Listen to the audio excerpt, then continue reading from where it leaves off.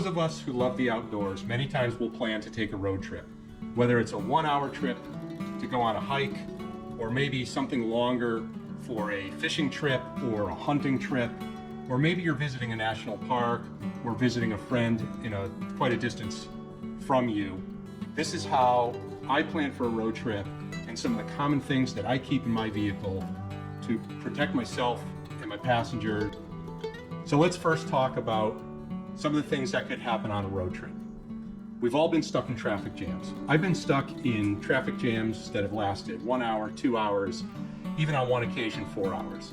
I had a former boss that was stuck for 8.5 hours overnight because of icy conditions. In Buffalo, New York, in December of 22, there were multiple people that were trapped in their cars because of a blizzard. Some actually perished, unfortunately, and it may have been because they were inadequately prepared for the situation. And of course, we want to look at weather forecasts and plan our trip accordingly, and we can make a good decision as to whether or not we go out at all in those harsh conditions. In the case of a traffic jam, if you're stuck in your vehicle for multiple hours, let's talk about things like health and hygiene. Do you have water? I've got a bag here with nearly 3 liters of water, and I change the water once per quarter. It's just something that I set on my calendar, and there's a little bit of maintenance that I do in all my packs. It only takes me a few minutes, 4 times a year, and it's pretty easy. So we have water on hand. Also, things for hygiene, we have some microfiber towels that can also be used for cleaning windows. I've got some window cleaner here, and I'm going to take you to the front of the vehicle.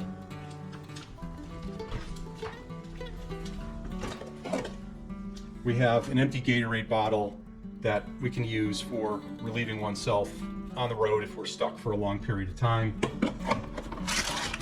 Wipes, of course, for hygiene related to what I just talked about. And if the need arises for something beyond what I described, we also have some garbage bags and some 1-gallon zip top bags. Sometimes conditions can deteriorate so rapidly that they defy warning. The next thing to think about in terms of being stuck for a long period of time, right now it's winter in the Northeast US, and so we have to think about keeping warm. So here I have in a bag, it's a plastic bag inside of a string bag, which gives us some options to carry things if we needed to. It's a fleece sleeping bag. I can use it as a blanket, I could use it as a sleeping bag, but it's a way to keep warm. I also have a full parka in the back seat, stuffed down, and there's a pair of gloves there. There's also a hat. I've got some ski gloves here, just some cheap ones. I also have some extra clothing. To save space, I've vacuum sealed them. More gloves, a wool hat, and thermal underwear that's very heavyweight, also sealed up. Keeps it dry, and it keeps it from taking up a lot of space. The next thing that can happen is a mechanical problem. The most common is a tire puncture. So we have our jack that came with the vehicle. Get right in there, and there's a can of Fix-A-Flat down low. We've checked our jack to make sure that the jack and the tools are there. We have our wheel lock key in the glove compartment so we can take the wheel off. That's if we really need to change a tire. We've got the can of Fix-A-Flat if conditions are so bad it makes it difficult to change a tire. The other thing we have is a plug kit. This is just a spare bag that I found in our attic, and I made up a little plug kit. I've got a couple of rags and just a tire plug kit that you can get at Harbor Freight or an auto parts store. I also have a small onboard tool kit. This is another bag that I had laying around. It used to be a first aid kit. Let me show you that. It's got various pliers and screwdrivers and then a small metric wrench set. So we can do just about anything we need to do with that if we get into a jam. We have a tire inflator here that'll plug into the cigarette lighter plug, and if we need to add air to the tires, then we'll be all set. I've also got another sweatshirt in here for additional warmth. And you'll notice that there's a lot of redundancy, and that's done intentionally. If something gets wet, if something gets lost, or if I have one or more passengers in the car, then I have some options. Let's take a look at what else we have here in the theme of mechanical failure. So in this first bag, we have a tarp that we can lay down on the ground to keep us dry if the ground is wet, just make it a little bit easier. It could be doubled as a shelter if necessary. We've got a reflective and fluorescent vest that we can put on if we have to work on the car so that we can be seen. Of course, you want to pull off into a safe area, but sometimes you might not have a choice. You might be on a long bridge. You might be in a very narrow road with Jersey barriers or something where you really can't pull off. We have a heavy duty tow strap and some shackles if we need some recovery or we need to be towed by another vehicle for a short distance. And then in this bag here, we've got heavy gauge jumper cables. We've got 2 rain ponchos and a set of road flares. We're going to come up to the front of the vehicle. In the door pocket, I have multiple phone chargers and adapters for various phones so we can keep our communications charged. In our glove box, I've got a first aid kit. Not going to go through all of it, but some simple things like ibuprofen that I change frequently to make sure I write the expiration date on the bag. I've got an Israeli bandage if we have a bleed out, a whistle for signaling, an ace bandage, and various bandages and gauze and secondary road flares. I even have a waterproof match container with waterproof and strike anywhere matches inside and a little bit of duct tape wrapped around the outside. So we have some redundancy, that gives us some options. Now, being winter here in the Northeast, in the case that there's snow and ice, we've got our snow brush with an ice scraper on the other end. This one happens to extend so I can reach the top of the SUV. And then I'll usually pack a shovel on a long trip if I don't know if the weather is going to change. That way, if we do get stuck in our vehicle for a period of time, if the snow builds up around the exhaust while we're trying to keep warm inside the car, I'm going to need to clear it from time to time so that exhaust can get out so it doesn't back up to the car and kill us, like what happened in December of 2022 in Buffalo, New York. You might have also heard about the I-95 highway in Virginia in January of 22. Same type of thing happened. Not that the snow was particularly heavy, but it was slippery enough and cold enough where the conditions got so icy that people were stuck in their cars for more than 24 hours. Many of them were not prepared. Okay, so we've talked about being stuck in the vehicle and some of the things that we have to be able to deal with those situations. Imagine if you were in a situation where you had to abandon your vehicle for whatever reason. Are you prepared? What are you going to take with you? What do you have with you? This is called a get home bag or a get out of a jam bag. So it's basically just a regular backpack like you would take on a day hike or maybe you would use on a college campus. It's comfortable, it's got a sternum strap, it's got a waist strap, so you could stay comfortably vented and padded back. This thing could be used for long distance hiking. I'm going to go through what we have here. I mentioned the water before. I've got an Nalgene bottle on that side and an Nalgene bottle on this side. With this Nalgene bottle, if I remove it, in the bottom, I have this stainless steel cup. It has folding handles. I can boil water. I can pick up water and filter it if I need to. And it doesn't really take up any other space because it's about the same size as the Nalgene bottle. And so I strap that in just so it doesn't fall out easily. Okay, let's go in the largest compartment here in the top. I have some nitrile gloves and some earplugs.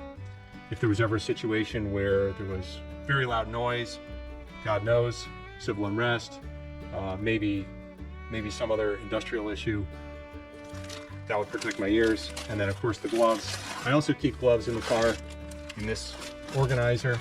It's also helpful if you have to work on the car just to keep your hands clean, or if there is a situation where you had to administer medical support, then you can protect yourself. Speaking of medical, here's a first aid kit. We saw one in the glove box, but I also have this one that can be carried with me, another Israeli bandage, and all the things that I talked about before. Full first aid kit, some medicines in there as well, like ibuprofen and Benadryl. Have some work gloves. Another bottle. This one is stainless steel. This one could be oiled in. Have a bag of some survival equipment. Some 550 paracord, some smaller cordage. I've got an old, I think it's not a credit card, but a grocery store affinity card wrapped with some Gorilla Tape, a tea candle, a small fire kit with some fire starters, and a Bic lighter. An emergency space blanket and an emergency bivvy that could be used as a small shelter I could wrap myself up in if I had to spend the night in the woods outside my vehicle. A life straw if I had to get more water. And some toe warmers and hand warmers just for a little bit of comfort. In the side pocket, we'll get back to this, a military grade poncho. Could also be used as a small shelter or ground cloth. This relates to communications. It's got a list of all the ham radio repeaters in my area. I do have a ham or amateur radio license. So I've got a portable ham radio here, pre-programmed with a number of channels. I can also scan fire and police in my area, so I know what's going on. It also has a weather band, so I can monitor weather conditions. I mentioned earlier that I refill my water bottles. I clean them out and refill them once a quarter. I also charge the battery on this once a quarter. Here I've got a small amount of toilet paper and some towels. Also inside this pocket, some adapters for the ham radio so that I can charge it using the car. I also have some chargers for my phone in case I lose those. It gives me an opportunity. 2 pairs of wool socks, vacuum sealed so they stay dry and they don't take up a lot of space. An old baseball hat just for some head covering, and some honey packets. Honey doesn't go bad. It'll last forever, so it's quick calories if necessary.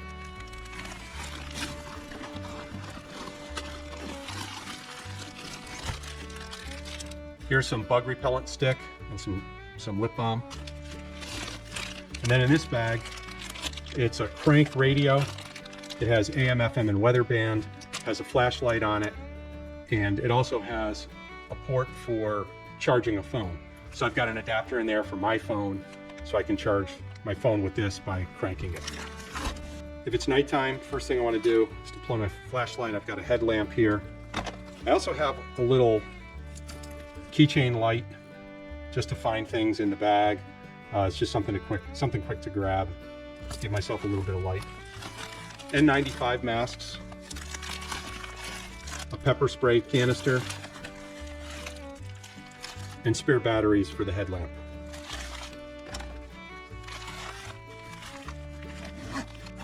In this section, I've got a neck gaiter and a bandana.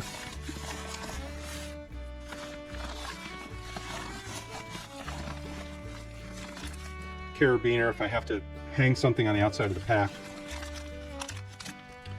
I've got some salt caps, electrolyte, basically electrolyte tablets if I had to walk long distances. A few disposable eye drops if I get something in my eyes. A Right in the Rain pad. This will be used in can be used in all weather. And various writing implements, ballpoint pens, Sharpie marker. In here, I keep some extra cash, some chalk, and then I have a card here that basically functions as an ID card It's got some emergency contacts, my blood type, if I had any allergies, any medications, things of that nature, so that if I were found, people would know my medical situation. I've got a Leatherman multi-tool and a pocket knife. And soon I'm going to upgrade that to a fixed blade. And then deep in that pocket, the sewing kit, more spare batteries. I like these little kits. You can buy them for a few dollars online. It has a button compass on top, a flint striker on the side, a whistle, it's pretty loud, and it's a waterproof match case with a gasket. So inside, what I typically fill in here is waterproof matches, strike anywhere matches, and then I put the strikers, I cut them off the box and stuff them in there. I also put in a birthday candle, because if you're trying to get a fire going, it's easy to light the candle with the match, and then you can use the candle to light your tinder, just a little bit easier. I also have a sewing needle in here. Most of the time I have these pre-threaded. I noticed that I didn't on that, so I'm gonna have to change that. I like them pre-threaded. If you have to stitch something up and it's in the dark, it's a heck of a lot easier to get started if you don't have to thread your needle. So that's it for that compartment. And then we have a few other pockets here. Wipes, because they're always good, whether it's for personal hygiene, just keeping your hands clean. Another bandana can be used to filter water, at least the heavy stuff. Always helps to have some zip bags. It could be used as a crude water container if necessary.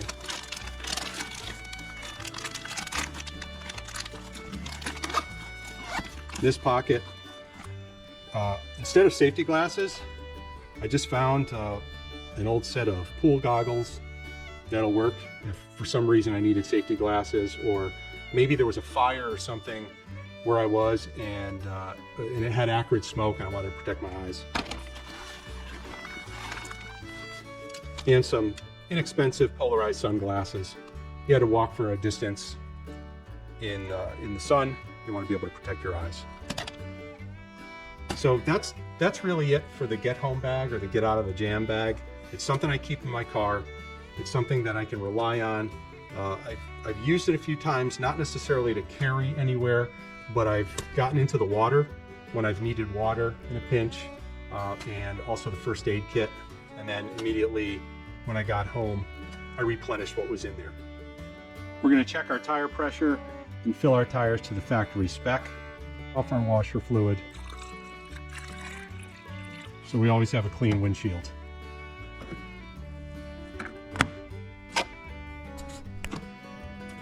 So now we've covered our get home bag, all of the other things that we carry in the vehicle at all times, but are very important for a road trip.